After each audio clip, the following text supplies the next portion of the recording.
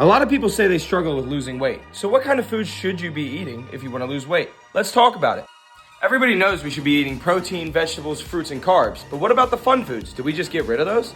Nowadays, with there being so many healthy food alternatives, instead of cutting it out completely, you can just opt for the healthier option. Here are a few of my favorite examples. If you're an ice cream lover, there's a lot of good examples, like Halo Top, Yasso bars, and Outshine bars. All of these are great examples. If you're more into chips and salty snacks, there's a ton of good alternatives as well, like Quest chips, Skinny Pop popcorn, and even rice cakes. If you're more in the mood for chocolate and candy, there's a lot of options for that as well, like Sweet Smarts, protein bars, and different protein shakes. And these are just a few examples of some of the snacks I would eat if I were trying to cut some weight out. Let me know if you're going to try any of these down below.